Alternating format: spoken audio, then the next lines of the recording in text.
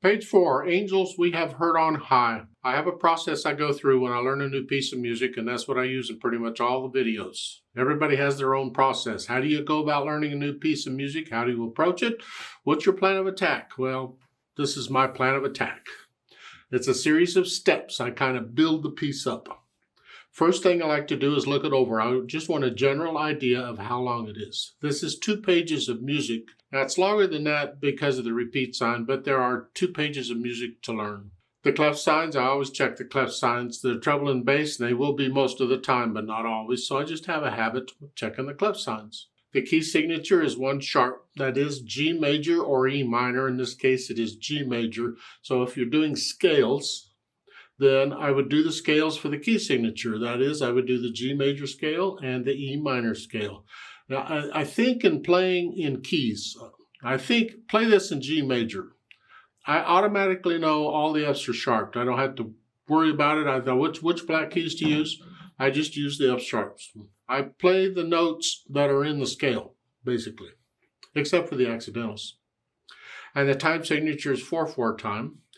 Both hands are busy here, so I'm going to take this one hand at a time first. I want to make sure I have the notes okay and the rhythm and the fingering. I can start with left hand, but I'll start with the right hand. The G and a D, that puts the hand here, at least to start. I might move around a little bit. I'll deal with that when I get there. So it's 1, 2, 3, 4. 1, 2, 3, and this is fun.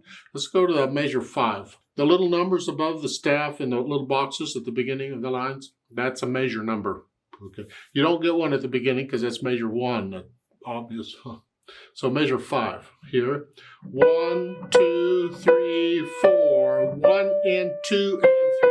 I trust you understand dotted rhythms. If you don't, you need to go back to the method book where they teach it and learn them. I don't teach that kind of stuff in these repertoire books. You learn that in the method book. Let's jump down to measure 9. We have a whole notes, 2, and then we have measure 10 is F sharp. You don't want to use thumb for both of those. What you can do is I can go here 2, 5 for measure 9, and then a 1. I don't want to be up here. I don't know how big your hands are, how fat your fingers are. You can do and then cross over for measure 10, 2. Yeah, because my hands are a little bigger. That's what I usually do. I like to stay out here as much as possible. I don't like coming up here if I don't have to. Now on measure 12, that's at the end of the line, we're here. And measure 13, a third finger, just reach up, that's okay. 1 and 2 and. Third finger, 2 and.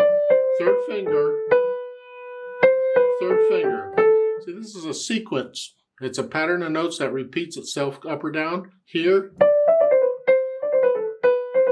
it's a sequence. We like to use the same fingering for each pattern in the sequence if we can. Sometimes the black notes get in the way, but in this case, I'm starting each of these with third finger. The book suggests it. And it works out very well. Now, measure 17, they're suggesting thumb, and you have a beat rest for measure 16. You can move up. You're here to here. However, I prefer not to. I'm just going to reach up and use second finger, measure 17. This way. This way, when I get to measure 18, I don't have to use 1 and 2 here. That brings the hand up here. Here, I can just do 2 and 3. But now I have to lift up during the rest for the sequence again, here. Now at the end, the second ending, the last 3 measures, you're here. Now for the last measure, I recommend you just extend out to the octave and you use 2. The G chord, the whole chord is this. We're not using the D. It's in the left hand. So just extend out, use 2, 5. These books, they want you to move up here, and that's sort of a beginner's fingering, and although this is sort of beginner's music, I think you need to be expanding out a little bit and using more advanced fingering sometimes. And this is one of those things where I just use 2, 5 at the end. Yeah. Left hand, well, G and D. 1, 2, 3, 4, 1, 2, 3, 4. Okay. Measure 5, no deal. 3, 4, 1, and 2. Same rhythm as the right hand. And measure 9, left hand is melody. Okay. okay, just for one measure. Now, measure 13.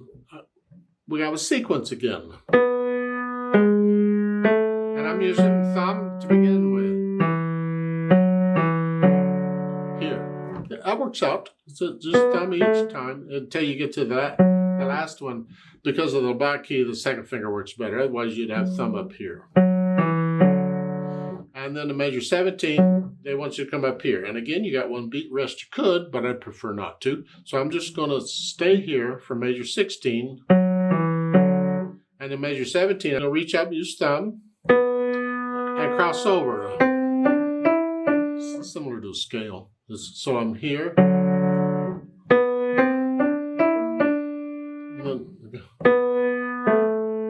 Then measure 19, 20, 20, we have another sequence going on. Let's start with thumb each time. And in measure 20, you don't need the natural sign. It's natural anyway, because they're being clear. You just had a G sharp and they want to make sure you play a G natural. That's fine. Okay. But in going from measure 22 to 23, same thing. I'm going to reach up. Rather than fourth, I'm going to reach up. And 3. Just like I did before on measure 17. Now at the bottom, the last 3 measures, you're here, 2, and then thumb. Now you do need to reach, you just move down. You have to move the hand. So let's put the hands together, and I'll hesitate at first, I don't care, it's fine. We're here and here. It says 1, 2, 3, 4, 1 and 2 and. Okay, you put the hands together. I don't see a lot going on here as long as you can play each hand separately, okay. Of course, when you do first put the hands together, you'll hesitate and things will, but you work them out slowly. At the end, the bottom of page 5. The last 2 measures, well, you have to move the left hand here, but if you just reach up, you can focus. I mean, that's easy. Just reach up. Now you can focus on the left hand. Otherwise, you got to move both hands. Yuck. So I just move the left hand and reach out with the right. It's a little easier or less difficult, depending on which direction you're going. I'm not sure. So I go through and I put the hands together, and then I go back through it slowly, maybe with a metronome if need be, but slowly, and get rid of any hesitations. So it's a steady beat, a steady pulse, start to finish. No hesitations. Now, once the hesitations are gone, I'll think about the articulation. That's the accents and slurs and staccatos and things like that. We have accents at the beginning, so you just play them a little louder. We can't really do a true accent on a piano, so you just play a little louder. Otherwise, we have these slurs or phrase markings. I'm not sure which they are. You connect them. Measure 5. Lift up. These are phrases then. You lift up like taking a breath, just a little silent. Then when I get to measure 13, this is all connected here.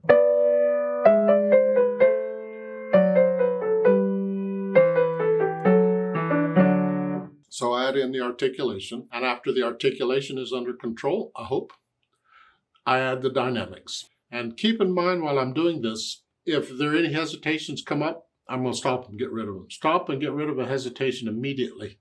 Always. The dynamics, it applies to the melody, but in the first line, that's introduction and there is no melody, so it's both hands. Very loud, fortissimo. I disagree. I disagree a lot with this stuff. You see, the accent takes the volume up a notch from what's marked. So if you have 2 Fs and you add an accent, that makes it 3 Fs. You don't need 3 Fs in this piece, because then you're getting into the area where you're almost just banging on the piano. 2 Fs is fine. So if you want to pretend it's 1 F with accents, that would make it 2 Fs. Otherwise, you don't need the accents, just play it very loud. And then the third measure, P, is piano for soft, echo it. And then measure 5, mezzo forte, MF, sort of loud, moderately loud, medium loud, wherever you think. Not loud, just sort of loud, and that's the melody.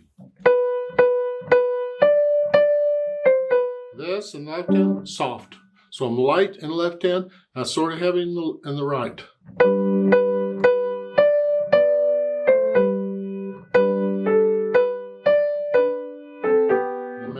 9, it's in P, mezzo piano, sort of soft, here in the left melody. The right hand now is very soft. Now the right hand in measure 11, is it? And then moderately loud, measure 13, that's the right hand now.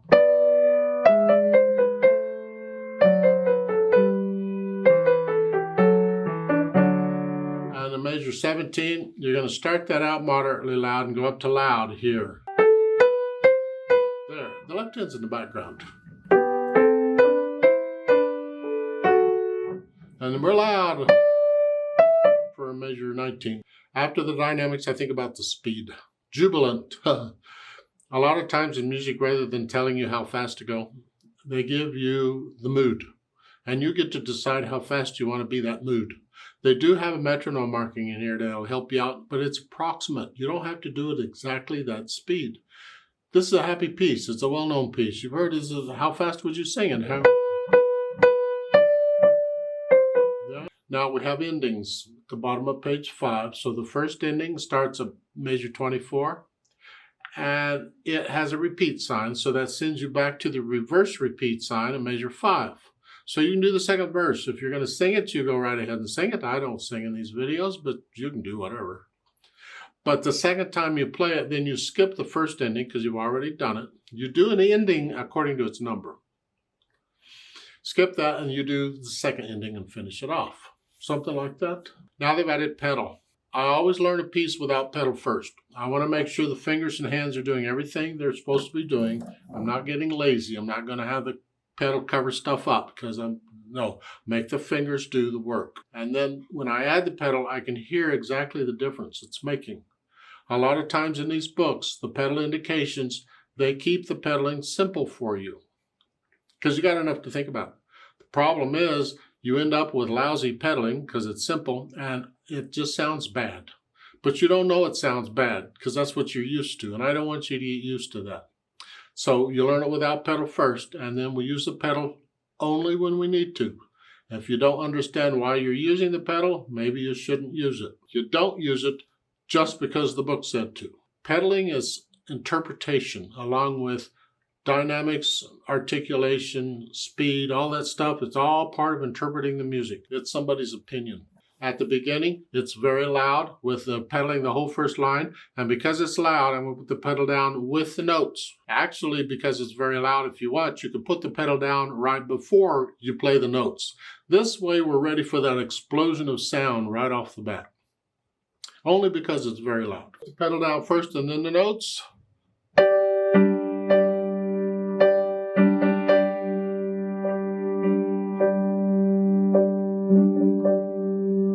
And keep it down for measure 5. And then lift it up right after you play the notes in measure 6. That's what they're suggesting. I'm okay sort of with the pedaling at the first line, but I like to experiment. What happens if we change pedal after the first 2 measures? So I get rid of all the loud sounds and then I just end up with soft sounds. I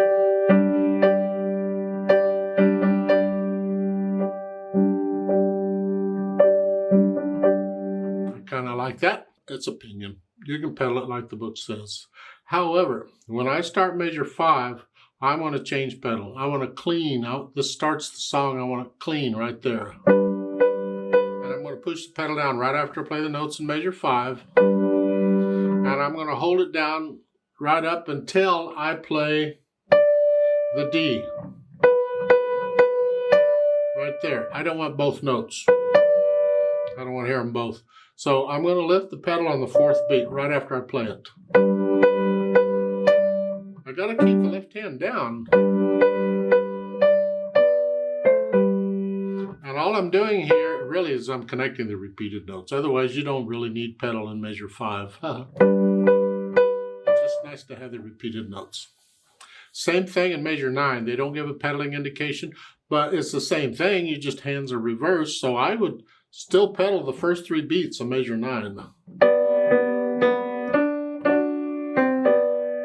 Then we don't pedal again until measure 25, and it's like the beginning. This is. So pedal it the same way you did at the beginning. And if you change pedal up and down, change pedals when it's up and down, just up and back down. If you change pedal after 2 measures at the beginning, between measure 2 and 3, you changed it. If you did that, then do it on measures 25, 26, 27, and 28. Change pedal every 2 measures there. That's basically the pedaling they're suggesting. I guess it sounds okay. We're basically connecting some repeated notes, otherwise we don't need it. And we're giving overtones to the introduction and all too.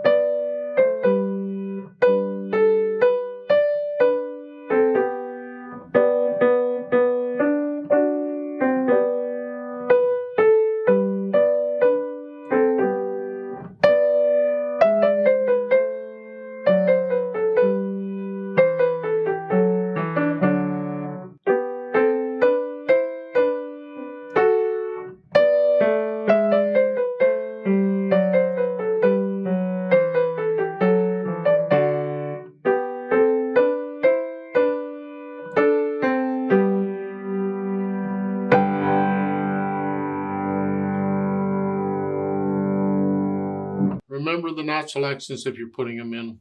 1, 2, 3, 4. Measure 5.